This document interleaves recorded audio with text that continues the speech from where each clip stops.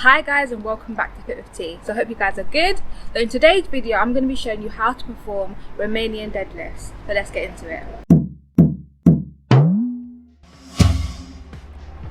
So the Romanian deadlift is a really effective exercise that works on your posterior chain, so your lower back, your glutes and your hamstrings. If you haven't checked out my previous video where I talk about the 7 movement patterns that you want to add to your strength training, then definitely check that video out. The Romanian deadlift would fall into the hinge movement pattern category, and it's an effective exercise to do by itself, but it's also a complementary exercise if you do Olympic lifting, if you are squatting or if you are deadlifting. It's also an effective complementary exercise to add to your program as well. So you can't lift as much in a Romanian deadlift as you can in a normal deadlift. You won't be able to lift the equivalent amount because you're recruiting less muscle. You are isolating those hamstrings, butterfly. You are isolating the hamstring, lower back and glutes specifically, so it's really good to target those areas specifically. And as I said before, it's a complementary exercise for your deadlifting, for your squatting or any other Olympic lifting that you actually do. I'm going to show you progression with the Romanian deadlift. I'm going to start with a Romanian deadlift without any weights, just body weight completely.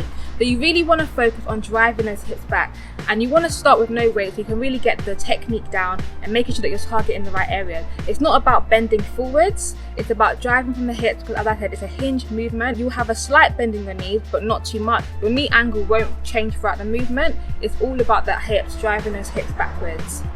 If you do start bending your back but then you're not driving your hips backwards, then what will happen is that you will start to put unnecessary strain on your back. So it's really important that you're moving from your hip and driving those hips backward and feeling that tension on your hamstring. So you want to keep your hands close to your body. So when starting with the body weight RDL, you're going to practice keeping your hands along your leg, which helps you to practice keeping your hands close to your body when you do go on to using dumbbells, using a barbell or anything like this. So as I said, you want to start with the body weight because it's really important to get this technique down. If you don't have the right technique, then you won't get the most benefit out of this movement, the most benefit out of this exercise. The correct technique means that you get the most effectiveness out of the movement. So if you've never done Romanian deadlifts before, then start with body weight and make sure that you keep that angle in your knees the same throughout, and that it's your hips that are driving backwards. So when it comes to range of movement, one thing to look for is your shin angle. So if you do find that your shin angle is no longer vertical, then that's an indicator that you have bent your knees too far forward and that your quads have become involved and are probably taking over. So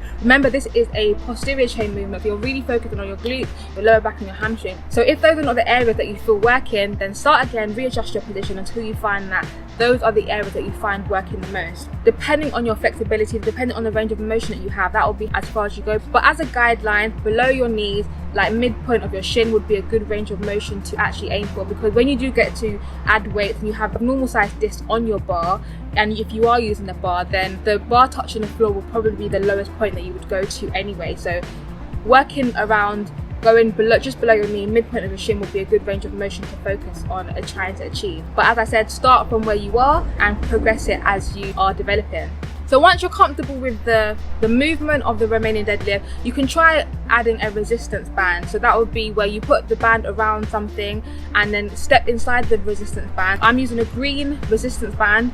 So if you have a full loop resistance band, one with enough tension, you can get different tension resistance bands, so that will give you a chance to start to work against some kind of resistance. It's really as you're coming back up into that neutral standing position, you're going to feel your glutes really beginning to work. After your resistance band, you can try including dumbbells. So again, you can start at a lighter weight and then increase the weight. Depending on your grip strength will depend on how much weight you're able to carry, but it's exactly the same principle. You hold one dumbbell in each hand and you go through that exact same range of motion, driving your hips back, keeping your spine nice and neutral, keeping the angle in your knees the same throughout the whole motion. So again, you want to keep the weight nice and close to your legs all the way through this motion, driving your hips back so your shin should still be at a vertical position even when your hips are all the way back.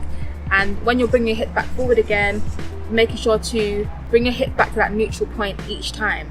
Another progression that you could try would be pull throughs. That's where you would use the cable. So if you don't have a cable, then obviously you don't have to try this one. But if you want to try another form of progression before moving on to using a barbell, then you can try the pull through using a cable band. So the cable will assist you on the way back, but you're controlling that movement as you drive the hips back. It's the same with the resistance band.